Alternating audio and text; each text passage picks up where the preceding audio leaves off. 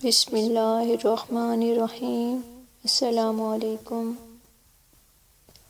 جب حضرت یوسف علیہ السلام کو مالک بن زیاد نے کنویں سے باہر نکال لیا تو آپ کے بھائی جو اس جنگل میں روزانہ بکریاں چرایا کرتے تھے برابر روزانہ کنویں میں جھانک جھانک کر دیکھا کرتے تھے۔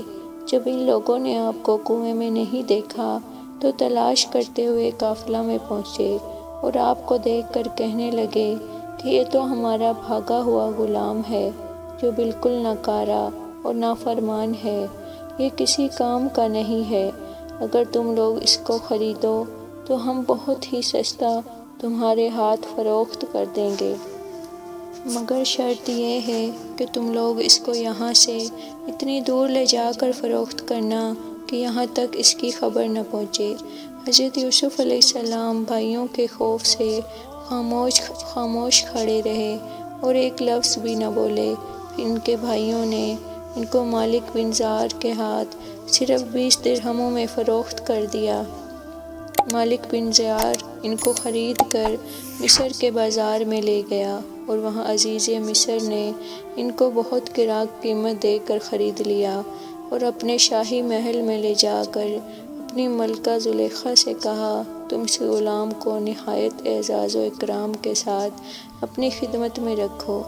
چنانچہ آپ عزیز مصر کے ساتھ شاہی محل میں رہنے لگے اور ملکہ زلیخا سے بہت محبت کرنے لگی، بلکہ ان کے حسن و جمال پر فریفتہ ہو کر خشک سالی رہے گی۔ قحط کے ان 7 برسوں میں پہلے 7 برسوں کا محفوظ کیا ہوا اناج لوگ کھائیں گے، اس کے بعد پھر ہریالی کا سال آئے گا۔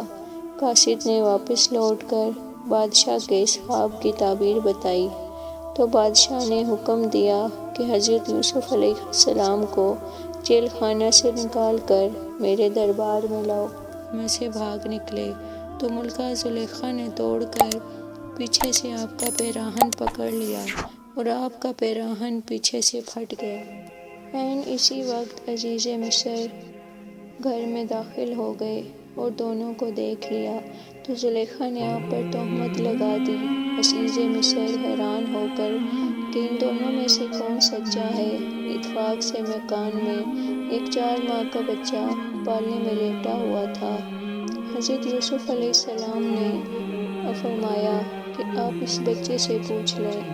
اس نے شہادت دی کہ اگر کرتا آگے سے پھٹا ہو تو یوسف قصوروار ہے اور اگر کرتا پیچھے سے پھٹا ہو تو زلیخا کی خطا ہے اور یوسف بے قصور ہے۔ جب عزیز مصر نے کرتے کو دیکھا تو پیچھے سے پھٹا ہوا تھا، فوراً عزیز مصر نے زلیخا کو خطاوار قرار دے کر ڈانٹا اور حضرت یوسف علیہ السلام سے یہ کہا کہ اس کا خیال و ملال نہ کیجیے۔ پھر زلیخا کے مشورہ سے عزیز مصر نے یوسف علیہ السلام کو قید خانہ میں بھجوا دیا۔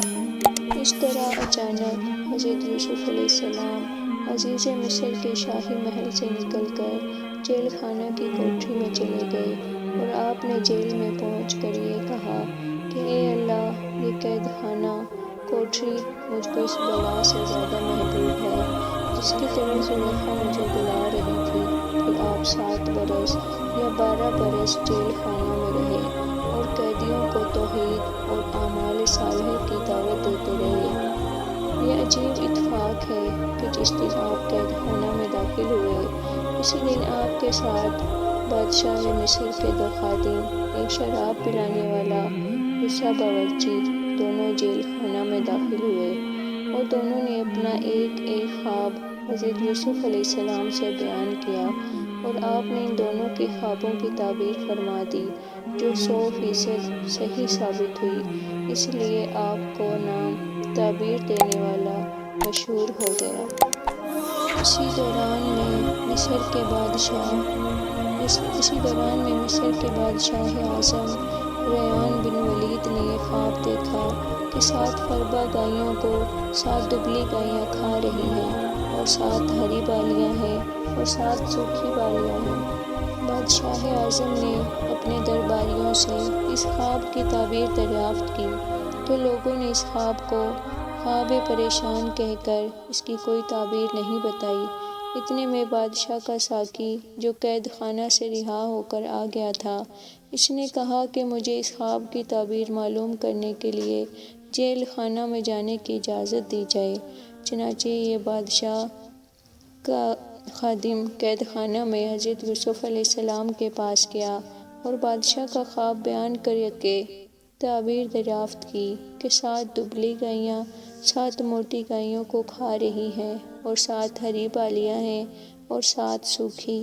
حضرت یوسف علیہ السلام نے فرمایا کہ 7 برس تک مسلسل کھیتی کرو اور ان کے اناجوں کو بالیوں میں محفوظ رکھو، پھر 7 برس تک سخت خشک سالی رہے گی۔ قحط کے ان 7 برسوں میں پہلے 7 برسوں کا محفوظ کیا ہوا اناج لوگ کھائیں گے، اس کے بعد پھر ہریالی کا سال آئے گا۔ قاصد نے واپس لوٹ کر بادشاہ کے اس خواب کی تعبیر بتائی تو بادشاہ نے حکم دیا کہ حضرت یوسف علیہ السلام کو جیل خانہ سے نکال کر میرے دربار میں لاؤ۔